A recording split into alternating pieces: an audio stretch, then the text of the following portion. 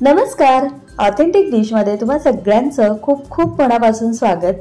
तर आज आपण कुरकुरीत अशी तिळाची चिक्की कशी बनवायची हे बघणार आहोत। तर त्यासाठी तीळ कसे भाजायचे, त्याचबरोबर चिक्की कडक होऊ नये, चिवट होऊ नये, चिकट होऊ नये याकरता गुळाचा पाक कसा तयार करायचा हे आपण आजच्या व्हिडिओमध्ये पाहणार आहोत। तर त्यासाठी इथे मी बारीक सारीक टिप्स देखील सांगितलेल्या आहेत, म्हणून व्हिडिओ शेवटपर्यंत पाहत राहा आणि व्हिडिओ कोणत्याही क्षणी थोडा जरी आवडला तर व्हिडिओला लाईक करायला विसरू नका। चला तर मग पटकन आजच्या रेसिपीला सुरुवात करूयात। तर हे बघा, तिळाची चिक्की बनवण्यासाठी या इथे मी 1 वाटी पॉलिश न केलेले तीळ घेतलेले आहेत। तर तिळाची चिक्की बनवण्यासाठी शक्यतो पॉलिश न केलेले तीळच वापरा। त्याचबरोबर इथे मी 1 वाटी बारीक किसून घेतलेला गूळ देखील घेतलेला आहे। आता आपल्याला सगळ्यात आधी तिळाला भाजून घ्यायचंय। त्यासाठी पॅन मध्ये हे तीळ आपल्याला काढून घ्यायचे आणि तीळ आपल्याला मंद ते मध्यम गॅसवरती छान असे खमंग भाजून घ्यायचे। तर तिळाची चिक्की बनवत असताना गुळाचा व्यवस्थित पाक बनवणं हे जितकं महत्त्वाचं आहे तितकंच तीळ व्यवस्थित भाजून घेणं देखील महत्त्वाचं आहे। कारण तीळ जर तुम्ही व्यवस्थित छान असे खमंग भाजून घेतले की म्हणजे मग चिक्की देखील खायला मस्त खमंग आणि खुसखुशीत लागते। तीळ भाजत असताना तिळाला मंद ते मध्यम गॅसवरती सतत एकसारखं हलवत छान असं एकसारखं आपल्याला फुलेस तोपर्यंत भाजून घ्यायचं आहे।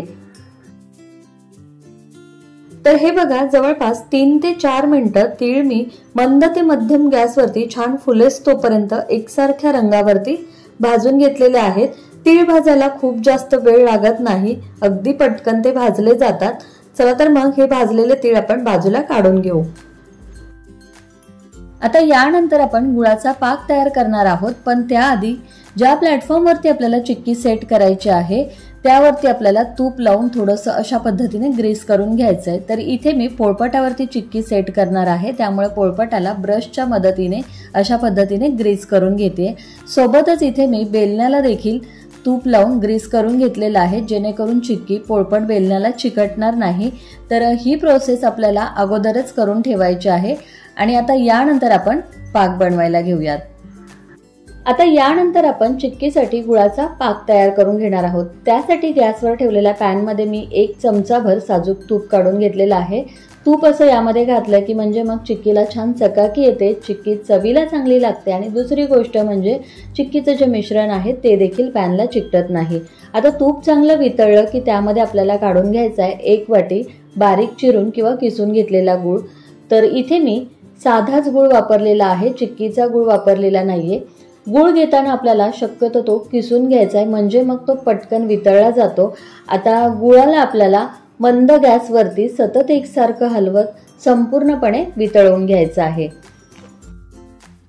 तर हे बघा, अगदी मिनिटभरातच संपूर्ण गूळ वितळलेला आहे, पण याचा आपल्याला कडक पाक तयार करून घ्यायचा आहे। त्यासाठी याला आपल्याला आणखीन 2 ते 3 मिनिट शिजू द्यायचं आहे। तर चिक्कीसाठी गुळाचा पाक बनवत असताना आपल्याला खूप जास्त वेळ लागत नाही, पण तो अगदी परफेक्ट किंवा व्यवस्थित बनणं खूप जास्त महत्त्वाचं असतं।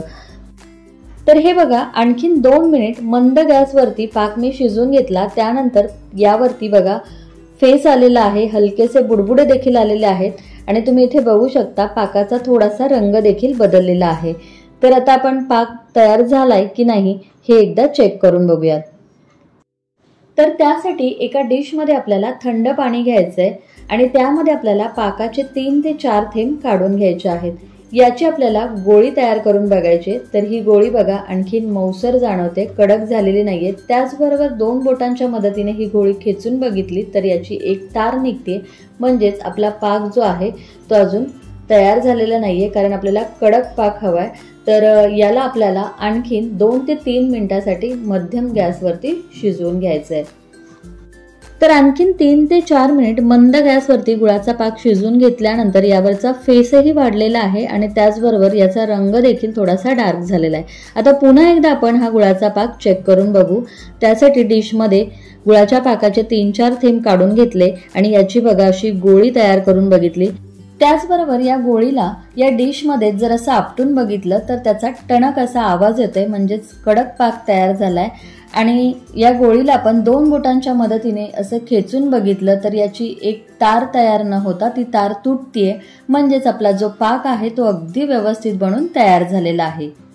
गुळाचा पाक तयार झाला की लगेचच आपल्याला गॅस बंद करायचा आहे आणि त्यानंतर हे भाजून घेतलेले तीळ आपल्याला गुळाच्या पाकामध्ये घालून ते व्यवस्थित मिक्स करून घ्यायचे आहेत। तर लक्षात ठेवा, ही कृती आपल्याला पटापट करायची आहे आणि ही कृती करत असताना गॅस आपल्याला अजिबात ऑन ठेवायचा नाहीये, गॅस आपल्याला बंदच करायचा आहे।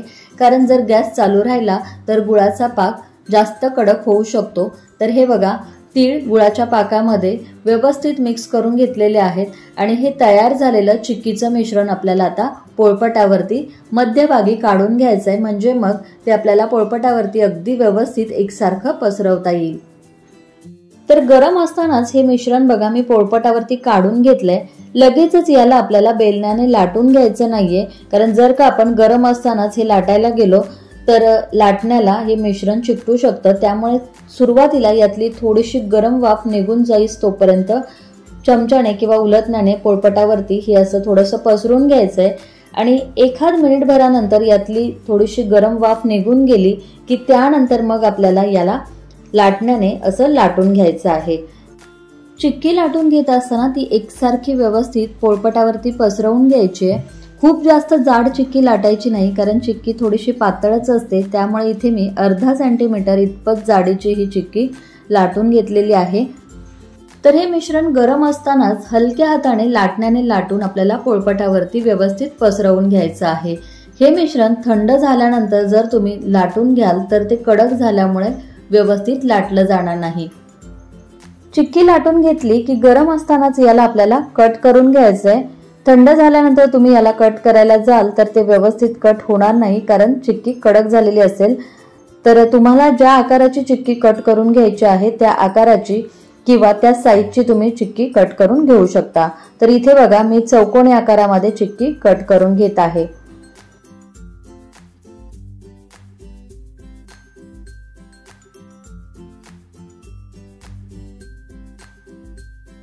तर हे बघा, छोट्या छोट्या चौकोनी आकारामध्ये मी छान अशी चिक्की कट करून घेतलेली आहे।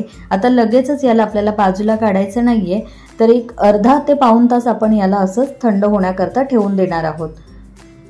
आणि हे बघा, अर्धा ते पाऊण तासानंतर चिक्की पूर्णपणे थंड झालेली आहे आणि छान सेट देखील झाली। आता याला आपण बाजूला काढून घेऊ। चिक्की पूर्णपणे थंड झाल्यानंतरच मग याला आपल्याला बाजूला काढून घ्यायचंय। जर गरम असतानाच तुम्ही याला काढायला जाल तर चिक्की एकमेकांना चिकटू शकते, त्याचबरोबर ती तुटू देखील शकते। त्यामुळे याला आपल्याला पूर्णपणे थंड होऊ द्यायचंय आणि मगच चिक्की आपल्याला पोळपटापासून बाजूला काढून घ्यायची आहे। आणि या इथे ही आपली मस्त कुरकुरीत अशी तिळाची चिक्की बनून तयार झालेली आहे। तर हे बघा, चिक्कीला छान चकाकी आलेली आहे। गुळाचा पाक व्यवस्थित जमला की म्हणजे मग तिळाची चिक्की अगदी व्यवस्थित जमून येते। तर ही चिक्की तुम्ही एखाद्या हवाबंद डब्यामध्ये ठेवली तर ती 2 ते 3 महिने आरामात टिकते। फक्त याला पाण्याचा हात लागू देऊ नका। तर एक चिक्की मी तुम्हाला इथे तोडून दाखवते, तर तुमच्या लक्षात येईल ही चिक्की किती खुसखुशीत कुरकुरीत झालेली आहे। अजिबात चिवट किंवा चिकट कडक झालेली नाहीये। तर अशा रीतीने तिळाची चिक्की बनवत असताना तीळ चांगले भाजून घेतले आणि पाक व्यवस्थित जमला की चिक्की अजिबात बिघडत नाही। त्यामुळे व्हिडिओमध्ये सांगितलेली पद्धत आणि स्टेप्स वापरून तुम्ही देखील चिक्की बनवली तर तुमची देखील चिक्की मस्त अशी कुरकुरीत बनेल, अजिबात कडक होणार नाही। एकदा नक्की करून बघा। व्हिडिओ आवडला असेल तर लाईक करा, शेअर करा। पुन्हा भेटूया अशाच एका छानशा रेसिपी सोबत। तोपर्यंत धन्यवाद।